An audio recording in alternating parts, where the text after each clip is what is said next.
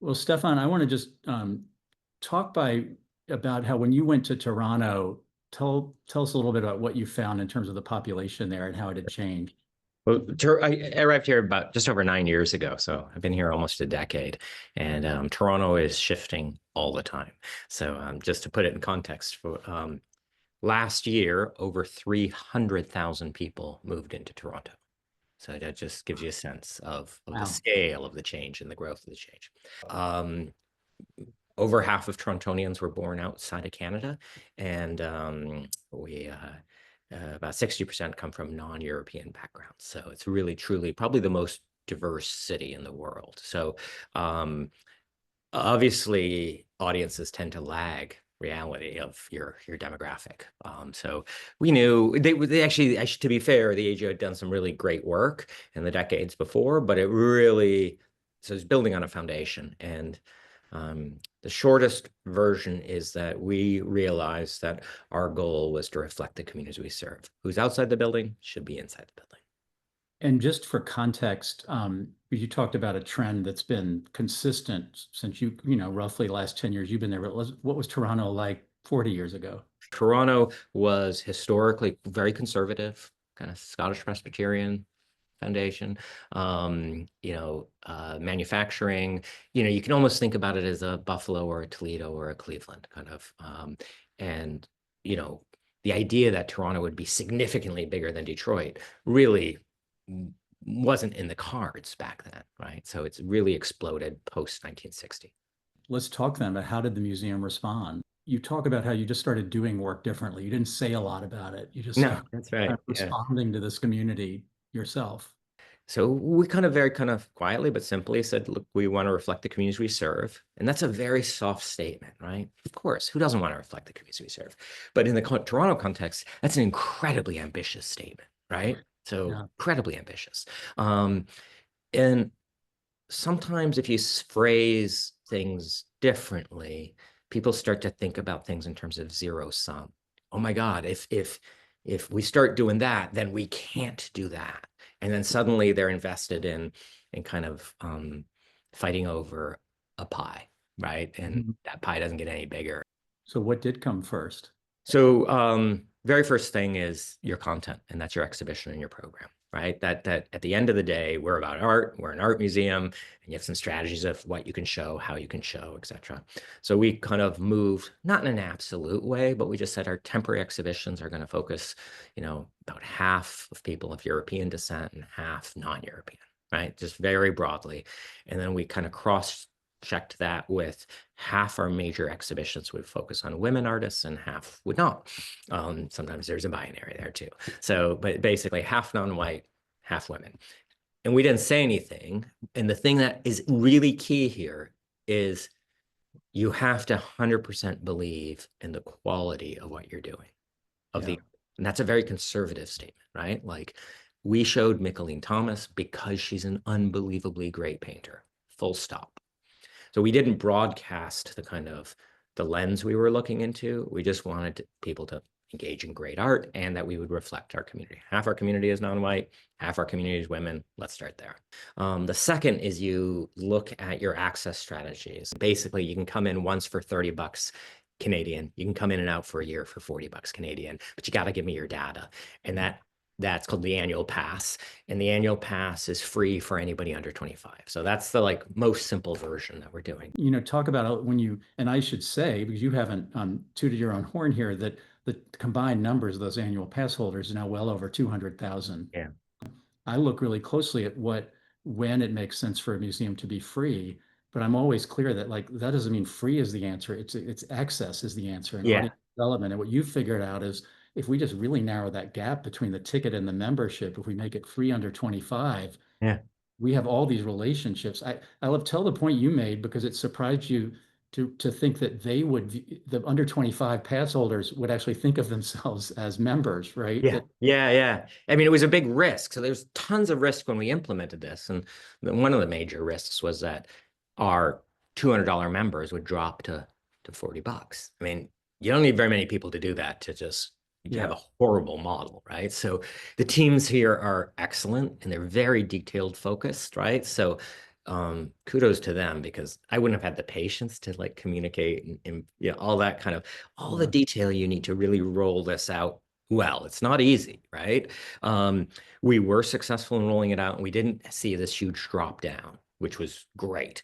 One of the questions we had 9 years ago, or I had for the staff, is imagine a future where there is no press, there's no newspaper, there's no television journalism, there's basically no media. What are you going to do, right? And so the real thing I was pushing was like, we have to become our own database, right? Yeah.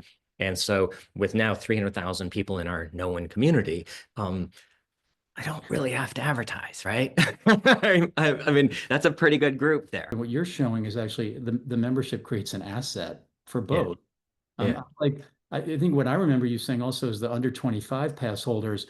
I think if I'm saying it right, you all thought maybe they would view it as a transactional benefit. They started calling themselves members. Yeah, that was part of it was we were so fearful that Yeah. our members would drop down that we were like, no, these are really separate things, right? And then you're like, well, how can you have institutional affiliation if you got it for free? But you're talking about people who are younger and aren't members of anything, right? Yeah. And or at least not in real life, right? And so that was a yeah, it meant a lot to them. The free annual pass means a lot to you. They've given you their email, they've given you your cell phone, they've given you your date of birth, like usually your address too. And so so it's interesting that kind of what makes institutional affiliation. And I don't think it was the free. I think it's they came here and they identified with the exhibitions, with the art, with the other people here, right? So that's what makes the connection emotionally, intellectually, not the transactionality of this is free. Also, you made some really great points to me about why the importance of capturing people under 25. And I thought this is such a, Yeah. we all know this, but I don't think we've institutionalized it. When I look at folks who are long-term donors, members, estate, people who leave us in their estates, almost nobody gives us a significant gift if they have less than a 10-year relationship. Mhm. And how that relationship starts, we often look at it as this transactional thing, like, oh, they became a member for $200. Well, that's actually not where a lot of people's relationships start. Sometimes it starts in elementary school. Sometimes it starts on a first date in their 20s or whatever. So let's start that relationship earlier, because if somebody joins at 25, they're going to be more generous at 35 than if they started at 35. Right. The other thing that's it's true here, that our younger audiences are more diverse than our older audiences. Yeah. So if our goal was to reflect the communities we serve, I can get there more efficiently by increasing my 20-year-old cohort than if I'm increasing my 40-year-old cohort. It's just math. I've seen this thrown back at the idea of free admission. They say, well, it may just mean that it's not more people, it's people coming for more visits. And my response is like, well, and is that a bad thing? Don't we want people to view the museum as a like we might the park, right? I went Yeah, there. sure. Yeah, I mean, because like a traditional benchmark is dwell time. How Yeah. long are you in an exhibition? How long are you at the museum? And guess what? You add the annual pass and your dwell time goes down.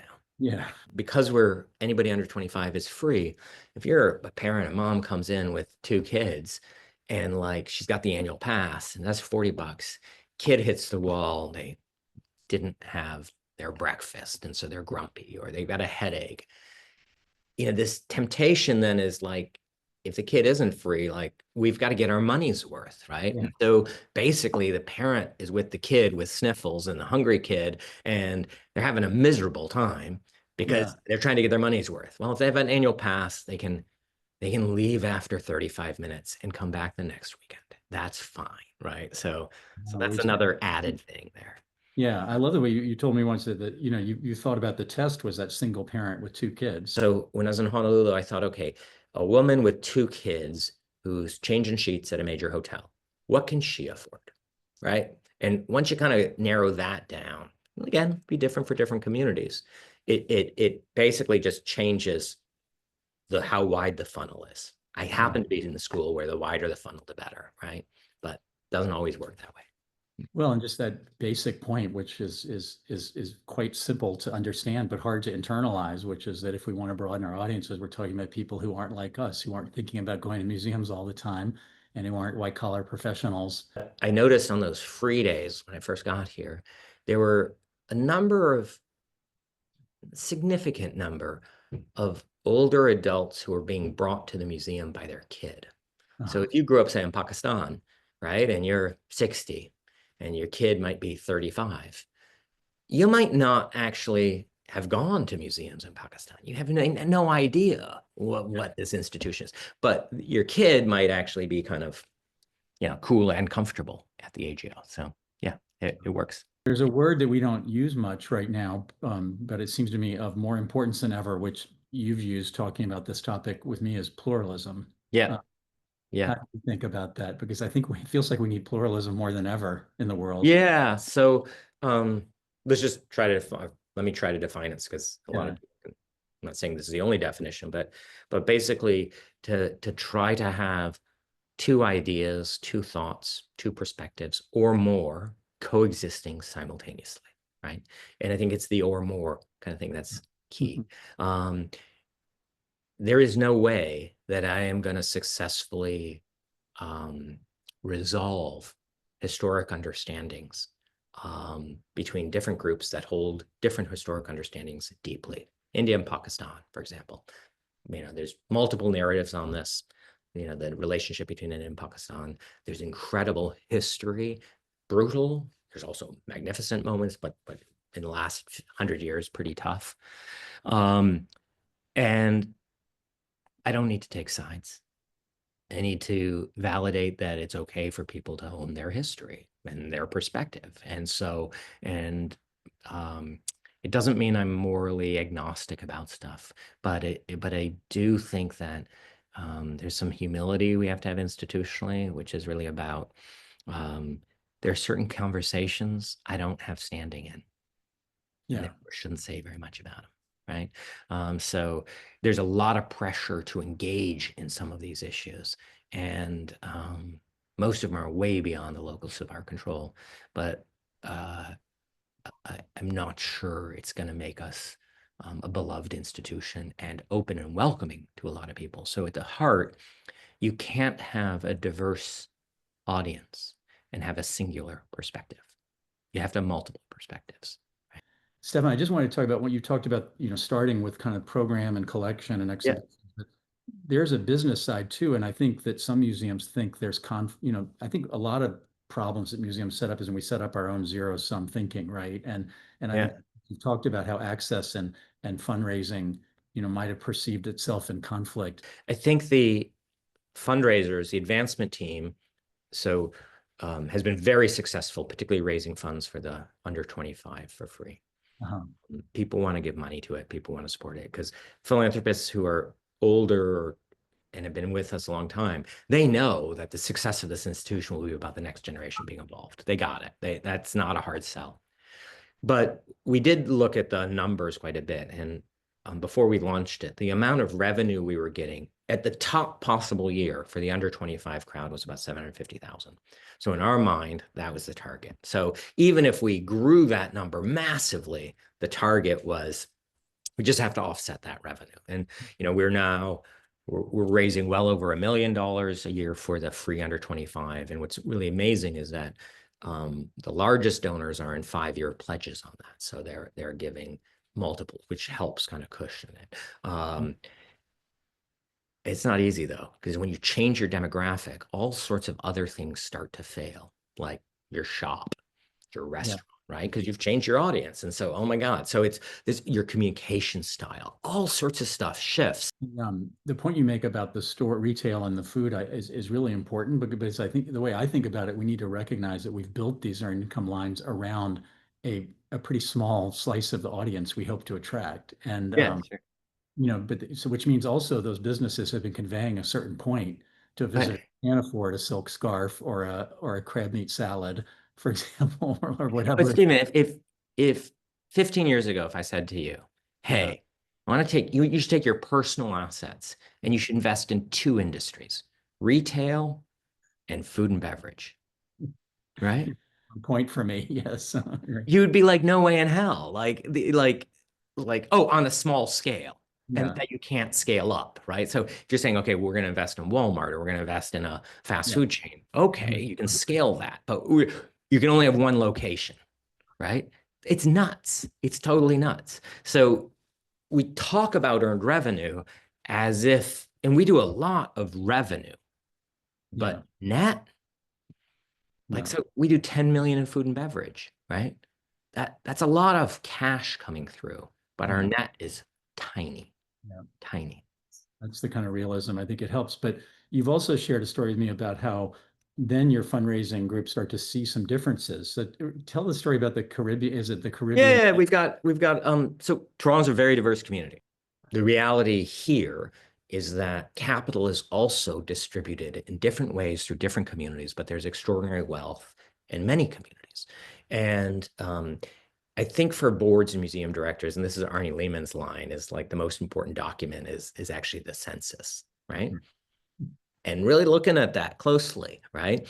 And so within Toronto, you're talking about 700,000-ish people of Caribbean descent, right? So this is a very diverse community because each island, hundreds and hundreds of islands, has a different culture. But within the Toronto context, the Caribbean community is very professionally successful.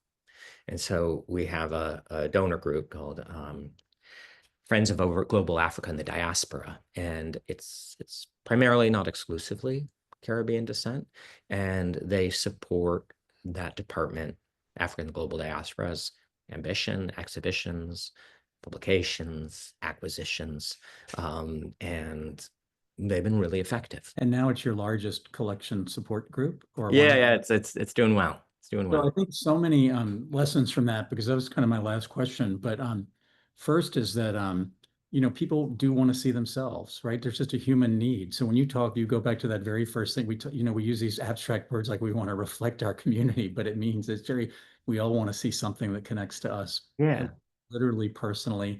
The other part you make about the fundraising, I think it's so important because when you say there's a lot of diversity among those 700,000 citizens is that if you had gone and raised money from, say, the traditional support group and say, look what we got for you, implicit in that statement would have been like, because we don't think you have the money to do it. Instead, you said, we know you have the capacity. But it also has to be like um, a long commitment to programming in that area, right? You can't just do one show. You got to do a major show every year to 18 months, right? Because then it's about trust, right? Because then it builds that. Otherwise, everybody's like, oh my God, they're doing this one show. This is the one time we're going to be seen at the AGO. And it's like, no, we can relax. We'll keep on doing it, right? Because super important audience. It's it's actually pretty positive, that Yeah. kind of I would say the other thing to remember, most museums, when you look at straight financial, like transformative gifts come from people who've been with you for 20 years plus, and estate planning. And nobody leaves you in their will because you threw a good party or you ignored them, right? They they leave you in their estate plans when they know you, when they trust you. And I don't mean me personally, it's institutional. That annual pass holder who's free, who connects, they may move up the gift chart. They may Yeah. not. Yeah. They may be quietly a $40 annual pass holder for 40 years Yeah. and 50 years. The number of most of our estate gifts from a financial point of view are from people who are not major donors, Wow. right?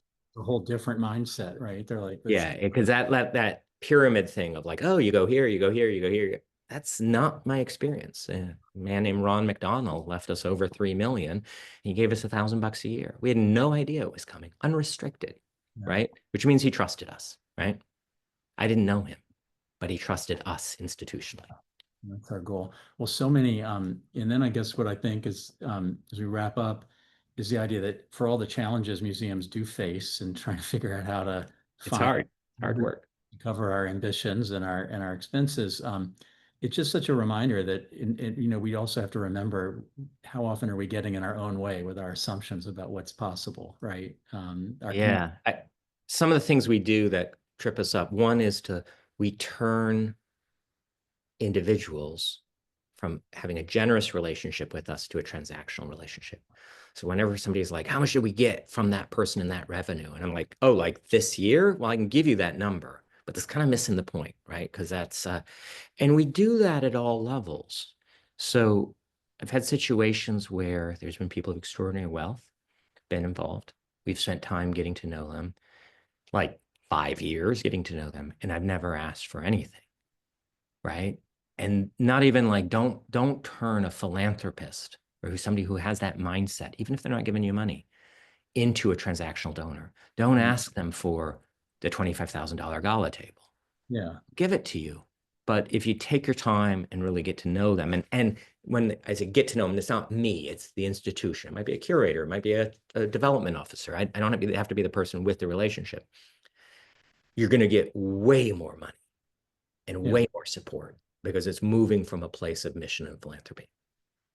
Well, audience development, it's all about, in a way, I think you've illustrated it's a growth mentality and trusting your audience. I feel like we know our audience a lot better, and that Yeah. is key in the long run.